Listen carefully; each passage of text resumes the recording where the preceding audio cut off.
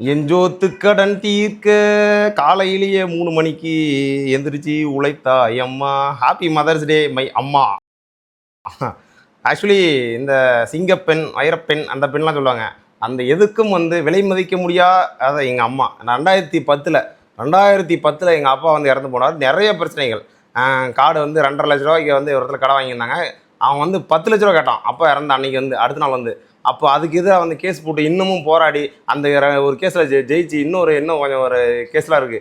இந்த அளவுக்கு வந்து தனி மனிதா போராடி கேஸையும் நடத்திட்டு விவசாயத்தையும் பார்த்துட்டு எங்கள் அம்மா வந்து காலையில் 3 மணிக்கு எழுந்துச்சி காய்கறி வியாபாரம் பண்ணி எங்கள் 3 பேர்த்தையும் படிக்க வச்சு ஒரு நல்ல அடுத்தவங்க கையை ஏந்தாமல் எங்களை வந்து வளர்த்த. ஐயோ தொண்டை கட்டிச்சு, அதனால் வந்து இதாக தப்பான்னு செய்கிறீங்க. எங்கள் அம்மா தான் வந்து எனக்கு வந்து எல்லாம். எனக்கு அம்மாவோட அப்பா பிடிக்கும். அதனால் எங்கள் அம்மாவுக்கு வந்து பொசசிவ் கடுப்பாகும். ஏன்னா எங்கள் அப்பா வந்து 2010 இறந்துட்டார்.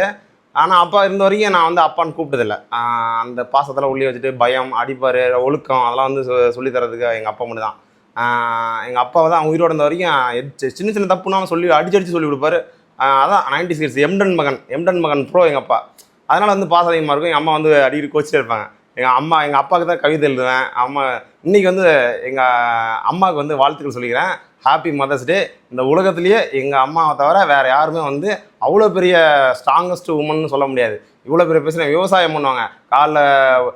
காலைல 3 மணிக்கு போய்ட்டு காய்கறி வியாபாரம் பண்ணிவிட்டு 10 மணிக்கு வீட்டு வராங்க. 10 மணிக்கு வந்துட்டு அப்புறம் வந்து கொஞ்ச நேரம் சாப்பிட்டு தூங்கிட்டு திருப்பி வந்து 3 மணிக்கெல்லாம் காட்டில் போய்ட்டு காலை விட்டு ஒரே ஆளாக தண்ணி பாய்ச்சுவாங்க.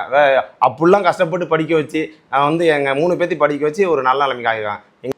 நம்மளை பார்த்துக்கிற அம்மா வந்து ஹெல்த்தியாக இருக்கணும்ல. அதுக்கு வந்து 499 ரூபாய்க்கு சேலம் நெத்திமேட் நாம் ஹாஸ்பிட்டல் ஒரு ஆஃபர் போட்டிருக்காங்க. இந்த கேர்ள்ஸுக்கு வந்து என்ன ப்ளீடிங் இருக்கிறது, பிசிஓடி பிரச்சனை, அந்த மாதிரி வந்து ஓவராக வந்து ரத்த கட்டிகளாக வந்து பீரியட்ஸ் பிளட்டில் வருது, இந்த மாதிரி நிறைய பிரச்சனை இருக்கும் கேர்ள்ஸுக்கு. அந்த பிரச்சனைலாம் இருந்துச்சு அப்படின்னா உடனே கிளம்பி இந்த மே மாதம் ஃபுல்லாக ஒரு ஆஃபர் போட்டிருக்காங்க. போய் செக் பண்ணிக்கோங்க, ஹெல்த் ஃபுல்லாக செக் பண்ணிக்கோங்க. ஃபுல் பாடி செக்அப் வந்து வெறும் 499 ரூபாய்க்கு போட்டிருக்காங்க. போன டைம் எங்கள் அம்மா கூட்டு போனேன். அங்கே அம்மாவுக்கு வந்து தைராய்டு, கொலஸ்ட்ரால் இருந்துச்சு. அதுக்கு அம்மா டேப்லெட் போட்டுருக்காங்க. அது வந்து அங்கே போனோடனே செக் பண்ணால் ஏதோ பெருசாக சொல்கிறாங்களா, பயந்து காசு பிடிக்கலாம் அப்படிலாம் வந்து பயப்படாதீங்க. ஃபஸ்ட்டு என்ன ப்ராப்ளம் இருக்குன்னு அட்ரஸ் பண்ணிட்டாலே அதை வந்து சரி பண்ணுறதுக்கான அனுப்பலாம். ஒருவேளை எங்கள் அம்மா கூட்டு போக வந்து தைராய்டு பிரச்சனை வந்து கண்டுபிடிக்காமல் இருந்துச்சுன்னா இவ்வளோ பெரிய கட்டியாக இருக்கும், சரிங்களா? அப்புறம் வந்து அதுக்கப்புறம் உட்காந்து ஃபீல் பண்ணிட்டு எல்லாத்தையும் டிபெண்ட் பண்ணிட்டு வீட்டில் உட்காந்து அழுதுட்டு இருக்கிற பிரச்சனை இல்லை. காசு அவ்வளோ செலவாகும், ஆப்ரேஷன் பண்ணுற அளவுக்கு போயிட்டாங்கன்னா அப்படிலாம் ஃபீல் பண்ணிட்டு இருக்காங்க. அதனால் வந்து கேர்ள்ஸ் எல்லாமே இந்த மே மாதம் ஃபுல்லாக வந்து போய் யூஸ் பண்ணிக்கிறீங்க அப்படின்னா நாம் ஹாஸ்பிட்டலுக்கு போங்க. அந்த அரவிந்த் கண் ஹாஸ்பிட்டலுக்கு பக்கத்துலேயே இருக்கும், பெரிய பில்டிங் மாதிரி. அங்கே போய் யூட்டிலைஸ் பண்ணிக்கோங்க.